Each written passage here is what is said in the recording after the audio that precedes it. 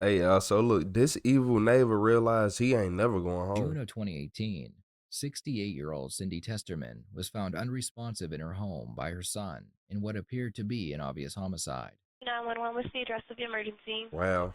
Um, my mother is dead. I just walked into her house. I haven't heard from her in 2 days, and I came over to check on her. She is lying on the floor in the kitchen. I believe she was either assaulted or murdered. I didn't get close to her, but there is a gun on her kitchen table. Her door, it was unlocked when I came in, and her car is missing. She has a home security system on her door, and the last thing that I saw on the home security system was a man getting into her car and driving it away. The police were unable to ID the man from the surveillance footage. However, they knew that Cindy's car had been stolen, so their search for the vehicle began. They would start by asking Cindy's neighbors if they had seen or heard anything. One neighbor explained that a woman named Judy Slubzik lived across the street from Cindy, and she had not been seen by anyone in almost 3 months. The police would get a warrant to search Judy's home, but they would come up empty-handed. They knew that Judy was a known drug addict and she had a stepson named Ryan McGuire. From there, they searched through old police reports and found a mugshot belonging to Ryan, so they compared it with the surveillance footage. They knew immediately that the man in the video footage was Ryan, so the search began for the murder suspect. The police eventually found Cindy's stolen car, but unfortunately, Ryan had sold the vehicle to an unsuspecting buyer, so that was a dead end. They knew that Ryan was a drug addict, and that most likely he would remain in the area so he could continue to purchase the drugs he needed. Several days would pass, and Cindy's son would notice that his mother's purse was missing, so he checked her credit card statements, hoping they might help in the search. Sure enough, Ryan had been using the credit cards all over town, and according to the statements, he was living at a local motel. After checking to make sure that Ryan was still there, the police would block all exits out of his room and make the arrest. Ryan's hotel room was not only filled with drug paraphernalia, but he also had the IDs and credit cards of both Cindy and Judy. After his arrest, Ryan would be put into an interrogation room and be given McDonald's while he waited for the detective. Hey, what's going on? Anything I get a cigarette, man? Yeah, probably. Um, This just goes to show how drugs can really affect and ruin your life because they have your mind just not working right. Like some people are really addicted to these substances, and it's because they want to be. I ain't gonna even lie to y'all. It ain't even a lot of people who like, oh, he's addicted. It's because he wants to be. He likes the way that feels. He likes the way this and that happens. Like, cause you got to remember, it's two types of people in the world. It's the people who try them drugs and be like, oh no, and it's people who try them drugs and be like, oh yeah. It's and sadly, a lot of the world has people who rather be out their mind than be living in reality. They rather be like, oh, if I don't remember things for 15 hours a day, then that's a good life. Yeah. I'll have to find one. It might take me a minute, but yeah, I don't think that's a problem. Oh. You good? Did we get the wrong thing? I'm good. I ate one. Oh, okay. Um, anything else you need? I just want a cigarette. You give me a cigarette right now, I'll tell you everything y'all need to know. Okay. And now you make a phone call with my girlfriend. Yeah, let me see what I can do. You got a preference? I don't know. I don't give a fuck about anything. Really? Yeah. A cigarette. Yeah. All right, man. This is not Ryan's first arrest. In fact, he has an extensive criminal history. The detective expected to have a difficult time interviewing Ryan because he was a seasoned criminal. When he hears that Ryan plans on confessing to everything for a single cigarette, he leaves the room to go find one. Of course we're empty, but I got no fucking work on it. We should have a cigarette soon. Let me do this real quick. What's your last name? McGuire? McGuire. M-C-G-U-I-R-E, right? Yeah. Ryan Michael. Yeah. How old are you? 32. 32. And your date of birth is? 9/4/85. 85. Where are you living? Nowhere. Say homeless? Yeah. Okay. What was your last address? I don't have one. No. The last place you were laying your head? Motel? Okay.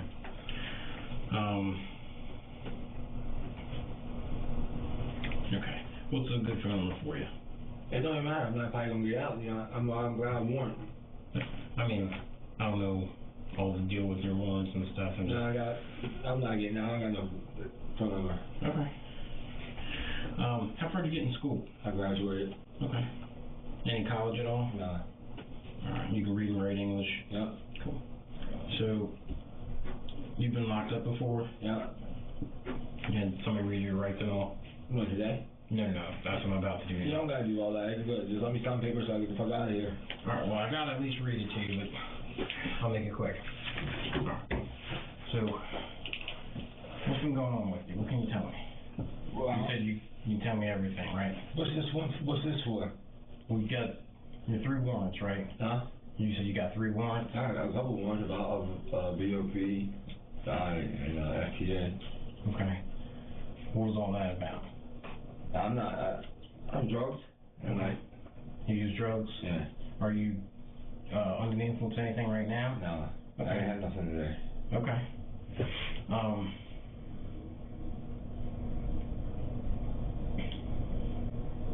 Well, you said you've been staying at the motel there? Yeah, I stayed there for a couple of days. Okay. What about before that?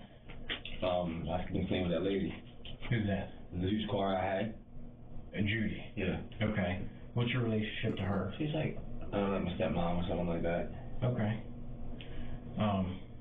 She let you use the car and everything? Yeah. Alright, nice lady. Where's she at these days? Yeah, listen. I need a cigarette. I'm not saying nothing else, so I get a cigarette. Okay. You know, I'm gonna tell you everything you need to know. She's gone too. She's dead too. Just to let you know, she's dead too. You're gonna charge me with that one too. So I'll tell you where she's at as soon as I get a cigarette. Alright, man. Let's see if I can get you a cigarette. Now I'm here for the one across the street. What's that? I'm here for what? Across the street. Yeah, man. I'm not gonna beat around the bush with you. That's what it is, okay? Let me get you a cigarette. Man, I'll tell you where Judy and everything is at, so you can charge me with that one too. So All right, bro. I appreciate it.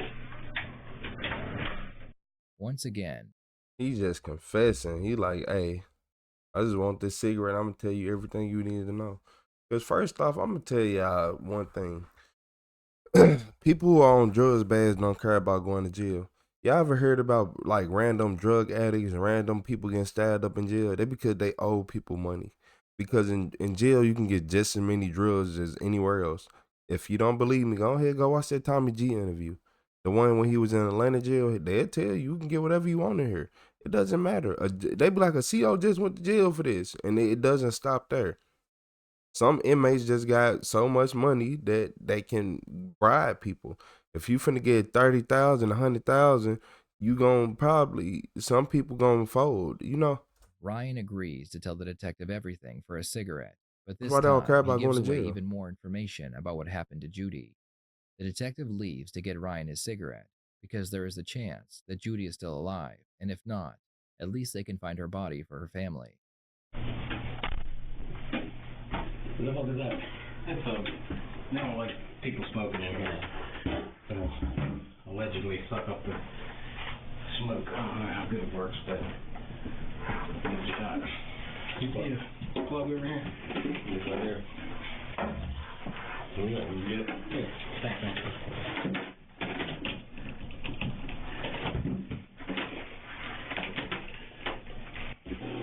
Y'all not gonna find Judy without me telling you where she's at.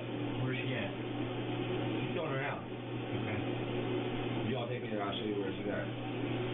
Alright. Can you explain it to me? I mean, She got high, she was getting high, so she asked me to shoot her up, I shot up with GOD. So I had a warrant, I wasn't gonna call the police. Unfortunately, the fan ruins the audio during the first several minutes of Ryan's confession. Ryan claimed that he had been getting high with Judy when she overdosed from the drugs she was taking.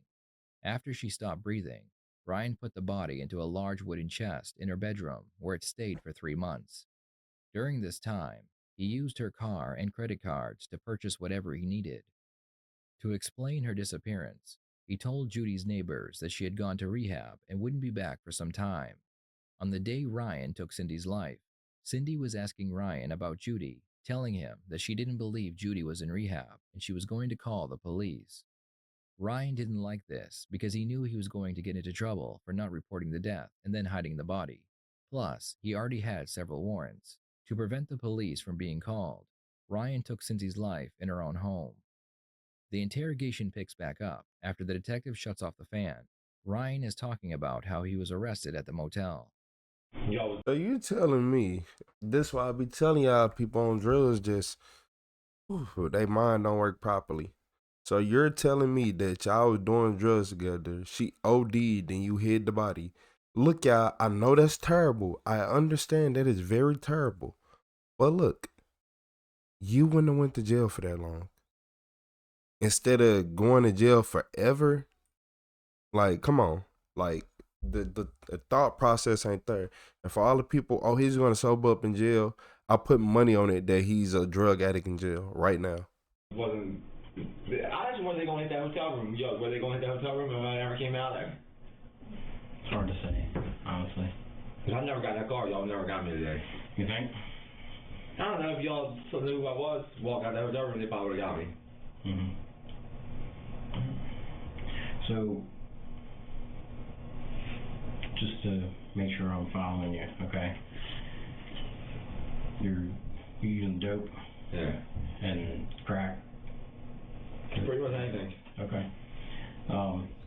When this situation happened with your son, you couldn't get your son back? Months ago. A month ago. Okay.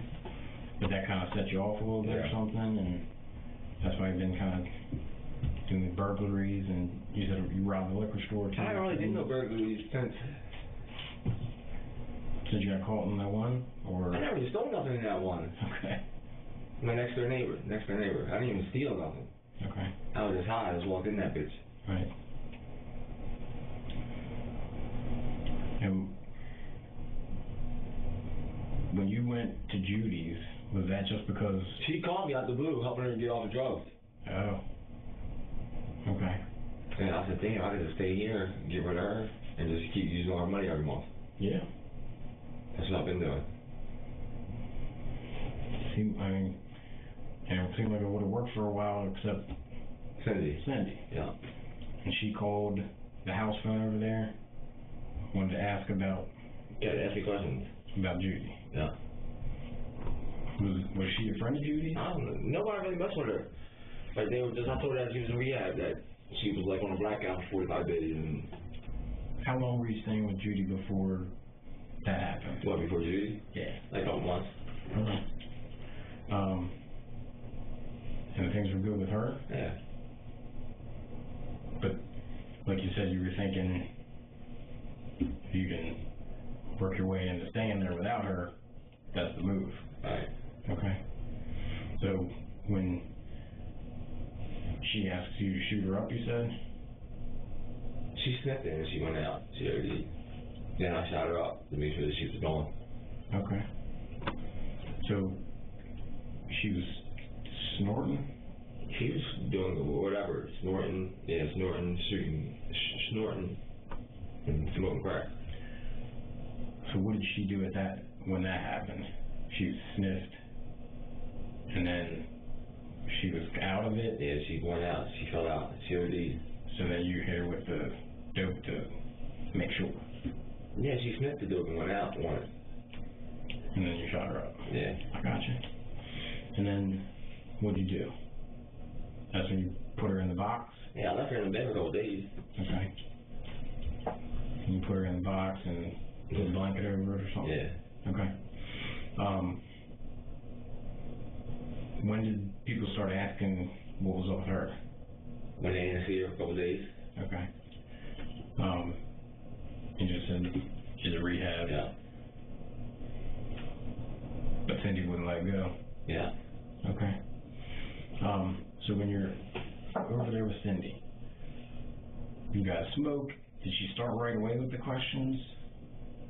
She was asking questions since I came over there. Mm-hmm. Now, when you take the call from her Did you? I already knew I was going, if she has anything, I already knew I was going to get rid of her.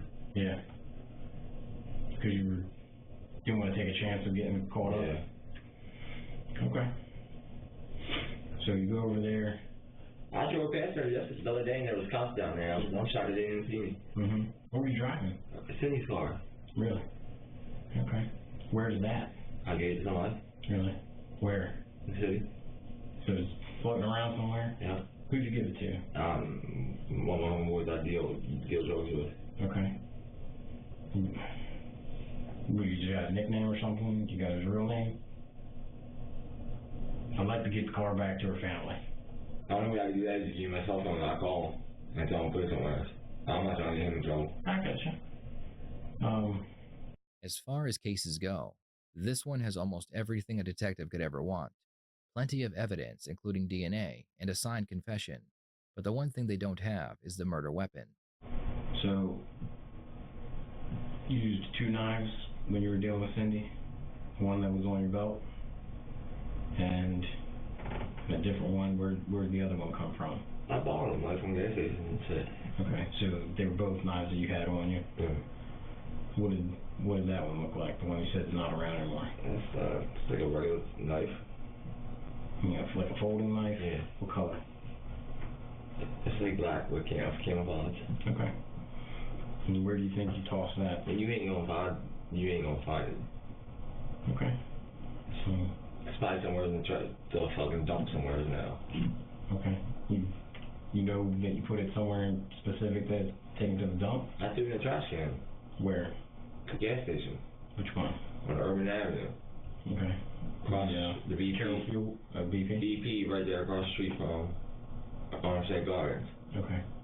When was that? The other day. So that's where I stopped. I stop there every day and shoot up. Okay.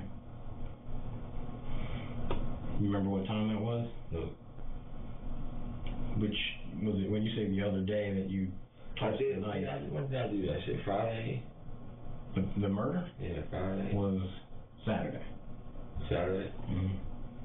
Yeah, like 11, 12 o'clock. So then, when do you think you get rid of the knife? I think it was Friday. You sure it was Saturday? Yeah. I think I got rid of it. The same day or the next day? The next day. Okay. Because I stayed at Judy's house that night. Saturday night. I parked the car around the corner and I walked to Judy's house. Alright. How about your clothes? What? The clothes you were wearing? I ain't no blood on me at all. No?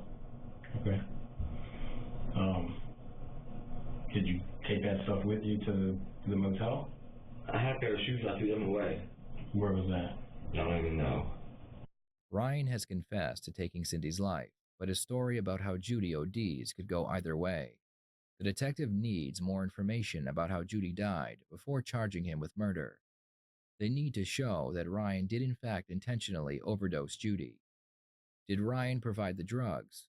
Did he use the paraphernalia on her? Did he do so knowing that she already had a large amount of the drugs in her system? And let's not forget that he hid Judy's body for 3 months, lived in her home, and stole all of her money.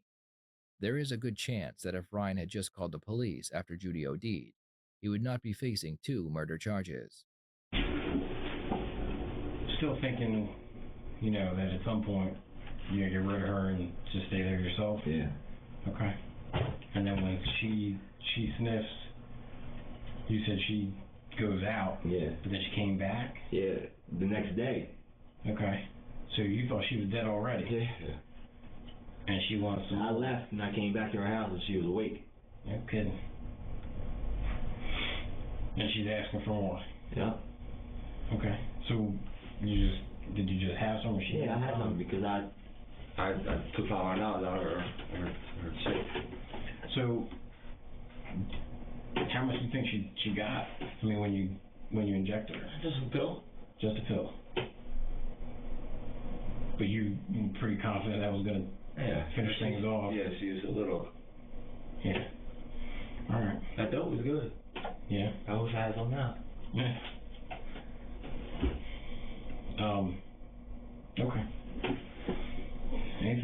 you know about? Any other dead people in around? That's all. That's my word. Okay.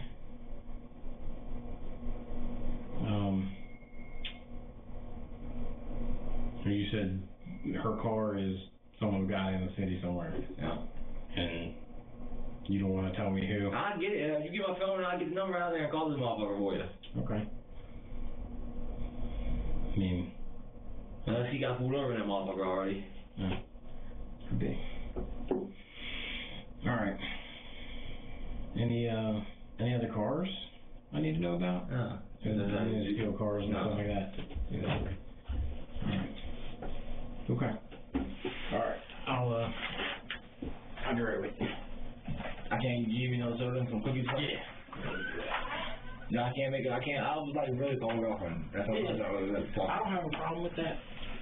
All this was fueled by addiction. I don't know if y'all understand or if y'all even seen. Everything in her is fueled by addiction. Yes, she probably died and she probably OD'd, but he saw an opportunity in it. He like, oh, she OD'd. Why not just take this opportunity to steal her money and her car? Now I could be a drug addict and I can drive around, shoot up, and you know how it go. It's just that involve a little bit more because I gotta get you a phone and so, and I don't know what she do. I'm not even trying to get her involved for real. I got you. You just want to talk to her? Yeah. Okay. Is it her cell phone? Yeah. Okay. Yep. Give me a look. Ryan would receive 2 murder charges and would plead guilty to his crimes. At his sentencing, his public defender argued that Ryan should receive a lighter sentence because of his unstable childhood and drug addiction. Prosecution would argue that drug addiction is no excuse for what he did, and that Ryan is a danger to society. In the end, Ryan would receive 2 consecutive life sentences. This was his punishment for taking the life of his stepmother, selling all of her belongings to buy drugs, and then killing her neighbor for asking too many questions. Don't forget to subscribe so you don't miss any of the new videos coming to this channel. Thank you so much for watching. I will see you next time here on the Red Tree Crime YouTube channel.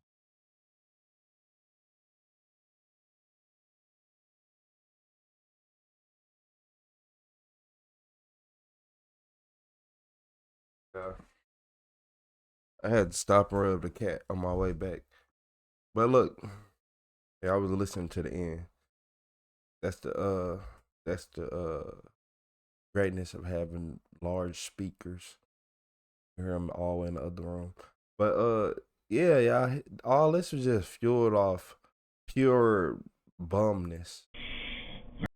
Like he just wanted to, man. I just don't understand. Like, yeah, I don't understand it at all. Like some people just love the drugs. Like y'all just love the feeling. Like y'all don't want to admit. That's why I don't be feeling sorry for all of them. Y'all love that feeling. You don't want to change. That's just something you want. You ever like I didn't try to help people in real life, and once you realize that's something somebody wants in life, you can't really do much. You just gonna make yourself mad. You're gonna make yourself mad and never be around people like that. I'm never gonna be around people like that. I'm gonna always get away, and I'm disappearing quick. But hit that like and subscribe button though, y'all. You never know. Like, and I don't trust nobody.